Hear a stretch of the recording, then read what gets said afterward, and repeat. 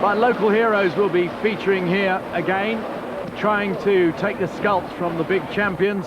And one of the locals that we have a word with is Marko Jokinen. Marko, your home event must be important.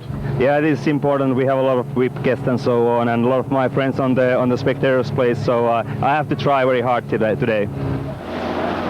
Fantastic weather for this round, and of course Rallycross, as we've said, is very much a Swedish-Norwegian sport over the years, producing some fantastic champions. So all the hospitality is out, making sure the visitors are treated to the very best of everything. This is the current championship leader, Per Eklund. One could call him a veteran if you didn't see the way he drove.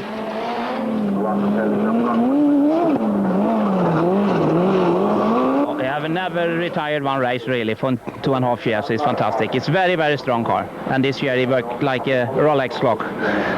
Now, Kenneth has again some little problems, so if you win here, then the gap will become important. Oh, I have 10 points up to him now, so it's important for me to have a good results and try to beat Kenneth here. This I need for the end.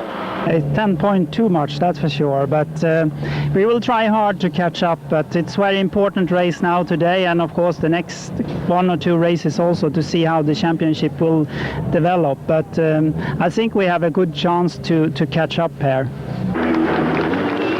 So the last heat in Division 1, keep your eye on Hundsbeth, second from the left. He's hotter than a scalded rabbit here, and he proves it as he screams away from the line and certainly beats Per Eklund. Eklund's in second place, Lasse Solström's in third place, and Martin Skanka in the Astra is trying his hand again. He's in fourth place, been having 1 or 2 problems with the Astra, and not on the podium where we would usually see him. We were on board with Per Eklund here, and we can see how Hundsbeth just closes that door, screams past him onto the loose and back onto the tarmac. It's very difficult in dry conditions on the rough because the dust and the stones that come up really can create problems. So Hundsbeth first, Eklund second, Lasse Solström third, and Hundsbeth driving like a man born to the job, just drifting the car around beautifully and smoothly.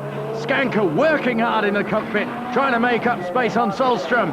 Solström's got him in the rear view mirrors, and this look could be Skanka making a pounce. The Astra, a new car for Skanka this year, and he's determined to make it as competitive as all of his previous drives have been. But today the win goes to Hundsbeth from Eklund. And Skanka still trying hard, but cannot get past Solström, or can he, just on the last bend? No, he has to take 4th position. So now the A final, Division 1 on pole, the Swede in the yellow Saab, Per Eklund. How does he do it? Alongside him, Ivan Opland. He's got to show us that he can beat these guys. Hansen there in the middle, looking for a place. But Opland moves into the lead, and Hansen must be getting a little bit wary about going up onto 2 wheels after his last outing. Put his Citroen right up on its roof, but it's paid off this time. Eklund went a bit loose and a bit wild and ended up in 3rd position. Let's have a look at that start. Per Eklund, normally fastest away. Look at this, woof, Opland straight through. And he really has got the bit between his teeth as Eklund goes sideways and loses an awful lot of speed as he corrects that big drift, allowing Hansen to go through. Let's have a look at it from Hansen's point of view. He avoids getting involved in that sandwich situation, just manages to keep Eklund away, goes up onto the 2 wheels. And Opland, after a very aggressive start, is out there in front. They're still battling. Eklund sees a load of dust and muck, his windscreen getting cracked by the stones. Can he find a way past Hansen? It looks as if he's found a way through, and you can see what it looks like. It's tough and rough in European Championship Rallycross, and that's why the crowds just love it. Eklund hanging on to the 2nd place. Hansen and Eklund have got to be very, very careful they don't put each other out. Body work on the tyre there, but it should be okay for Hansen. Lasse Solstrom now starting to move up onto Hansen. And Hansen has got big problems. Look at the front tyre there. He's got a flat on the front and he's still trying to race and see off Lasse Solstrom. So he's riding on the rim there. And I think he's got a puncture on the back as well by the look of it. What a state that Citroen is in. Solstrom taking out some of the course markers. Is Hansen going to be able to finish this race? And this is what it looks like on board. You can see the yellow of Lasse Solstrom trying to get past and trying to keep out of trouble at the same time. But meanwhile, Hansen has no control.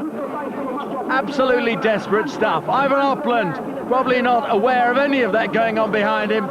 He got well clear coming off the grid and into that first couple of corners. And I don't think he's even got any bodywork damage on his car as the Mitsubishi Charisma takes the checkered flag. Evan, this must be a perfect day for you. Beautiful day, beautiful day. It's the first victory in the big class, and no, the car going more well, but still we need more boost. We have problem with the boost all day, but was a little better in the finale. So I have a good start and everything, and so. Well, he certainly did, and nice to see him back on the podium there.